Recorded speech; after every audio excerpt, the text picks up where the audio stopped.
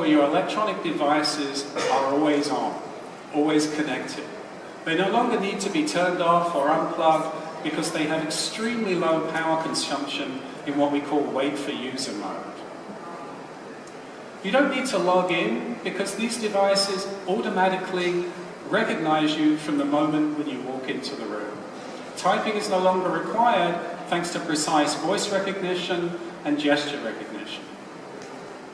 Most of the time, your devices no longer need to be told what to do. They already know. Take, for example, Amanda in the picture behind me. Her computer is no longer protected by a password she types and doesn't require what we think of today as a login. All it requires is her presence and to hear her voice, and it recognizes her, greets her, and is ready to provide her with content. She doesn't interact with her computer via a mouse and keyboard, nor does she leave fingerprints on the very glass through which she reads articles and watches video. The computer knows what Amanda wants to look at on a weekend morning and presents that content to her in a pleasing manner. Amanda talks to her computer as she would to a friend, and not just with her voice, but her body language. The computer can sense her mood. It can sense if she's interested in work, entertainment, or connecting with people.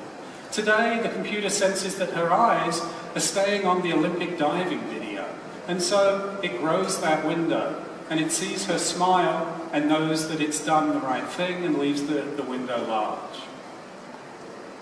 Something about that video has provoked an emotional response in Amanda. It reminded her of a trip to Australia for the Sydney Olympics that she took with her daughter many years ago. And so she speaks to the computer and says, "Show me videos with Kristen." And the computer switches mode and presents the videos. Takes away the previous content, and it shows video in a preview mode in a 3D UI where every video is already streaming, making it much easier to browse and recognize what you're looking for. But Amanda's not going to browse today. Instead, she says, "Show me the one in Australia."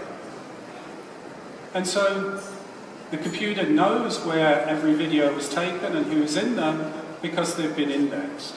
And so it presents the video with Kristen in Australia.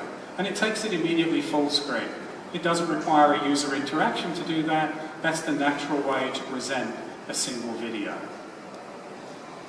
Instantly, Amanda's flooded with memories from that trip, and she says, well, actually before she says anything, the computer recognizes that what Amanda is focused on is Kristen, not videos or Australia. And it starts to look for Kristen connected anywhere in the world. And it finds her online in a coffee shop and says to Amanda, "Would you like Kristen to join you?" And Amanda says, "Yes, video." And up she pops. The windows resize, and Amanda and Kristen lock eyes. And the reason they can lock eyes is even though the cameras are around the periphery of the monitor, the computer has the processing power to realign the eye direction so that they're looking at each other in the glass.